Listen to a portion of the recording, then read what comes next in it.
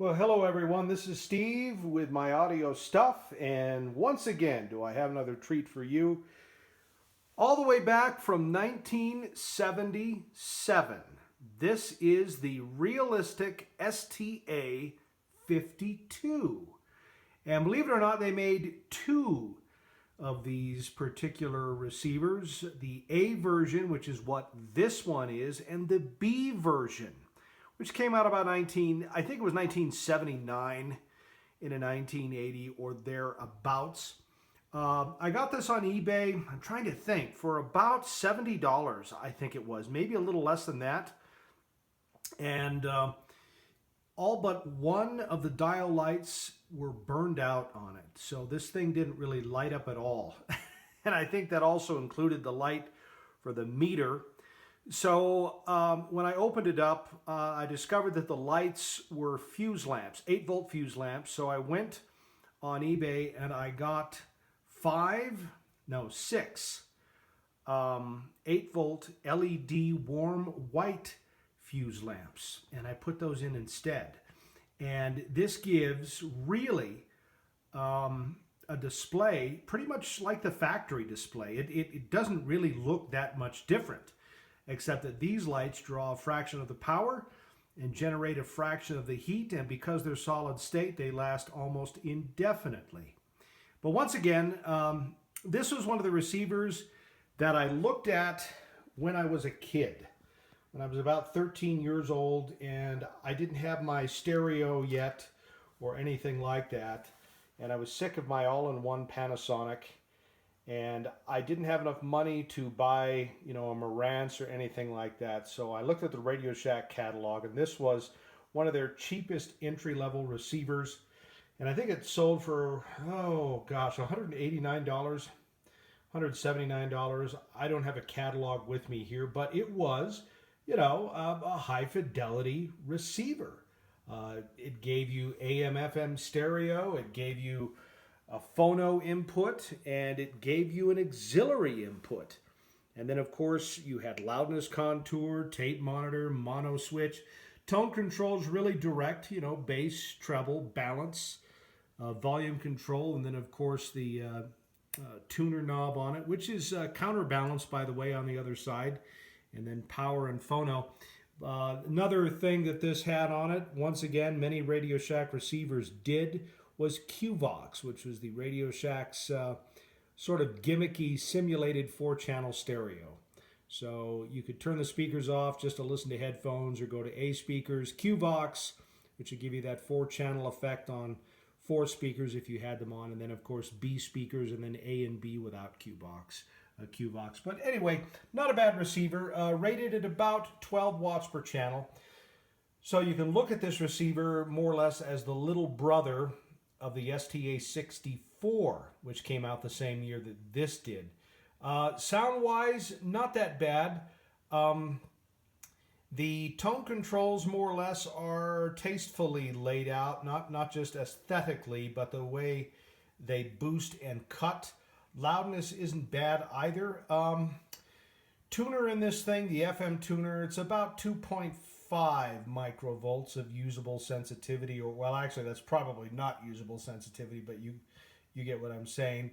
The STA 64, the bigger cousin of this, is 2.2 microvolts. Still not a bad tuner. This thing just has the antenna from the power cord hooked up to it, and I'm in a fairly rural area, and it's getting one of our flagship FM country stations in full stereo. Too bad that my iPhone can't really give you the audio of this thing, but it's really not bad at all. This features a magnetic cartridge input in it, and it's a high fidelity receiver, 20 to 20, and all of that. FM's probably, 50 to 15,000 hertz frequency response. We can kind of go around it. This is, once again, a walnut veneer wooden cabinet for it. Going over to the back, you can see where I have the antenna hooked into it, and that's just stuff that it came with. The power cord antenna was very popular for many stereos. You can look at the phono circuits here. little ground screw, but magnetic phono. So if you want to get a Grado cartridge or an Audio Technica, you can certainly hook it up to this. This is old enough to where you can see that it gives you a choice between the RCA and the DIN.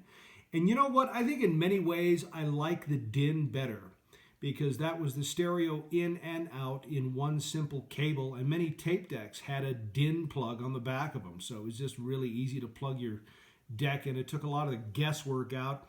I like this a lot. You can either choose between the screw connectors or underneath those RCA connectors, and there were a sizable number of cheaper speakers mostly that had the RCA connectors, and so these people sort of gave you the ability to do both of those. And then of course you can look over here. This of course is an unswitched power outlet.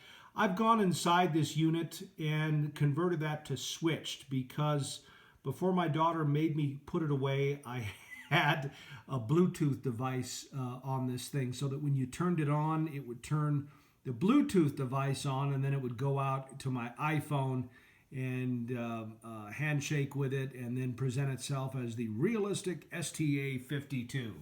And I would listen to it. Not really much negative to say about this. And I'll probably do another video where I will open it up for you and show you what it looks like on the inside.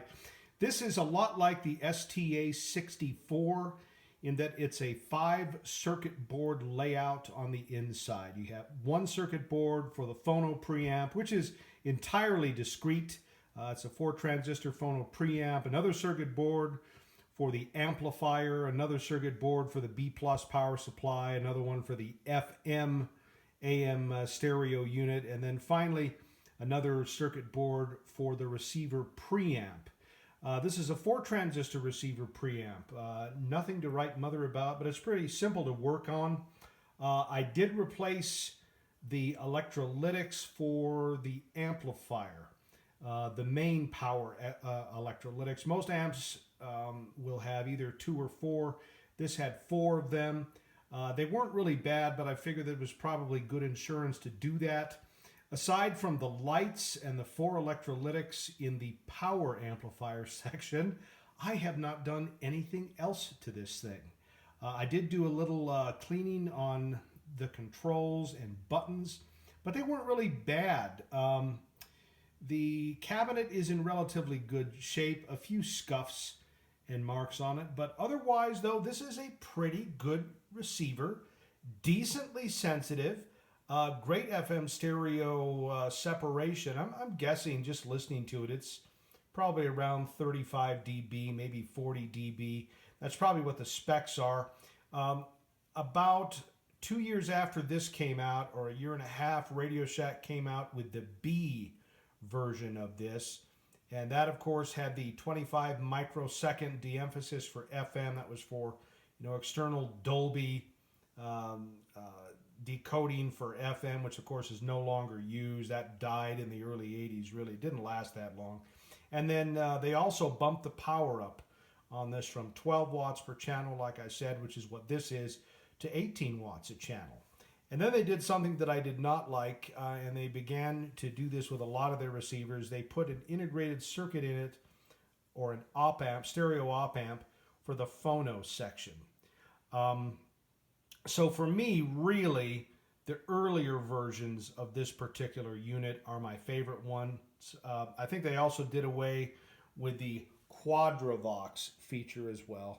And I like a lot of that, I don't know, hokey stuff that Radio Shack had. But other than that, though, these can be had on eBay for probably $100 or more. Believe it or not, though, some of this Radio Shack stuff is getting more expensive now, as there is, I think, a greater desire for vintage audio.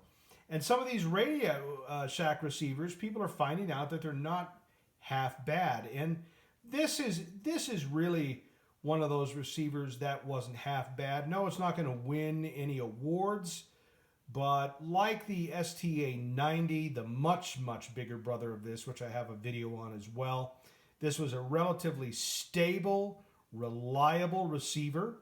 Relatively quiet noise on this one for the amplifier section, about 70, 75 dB. That's nothing to write home about, but it's not bad. But again, relatively stable, relatively quiet, and a relatively decent FM section. No frills, but it gave you pretty much what you wanted, which was more or less high fidelity audio at a very decent price, about 189 bucks, 179 bucks back in 1977. Well, that's about all I have, and I'll go ahead and do another video on this, where I take the top of it off here, or the wooden case off. Actually, the whole case pulls off the unit as one piece, and then I'll show you the innards of this unit and some of the things that I did. And I might also give you some tips on tweaking FM front ends.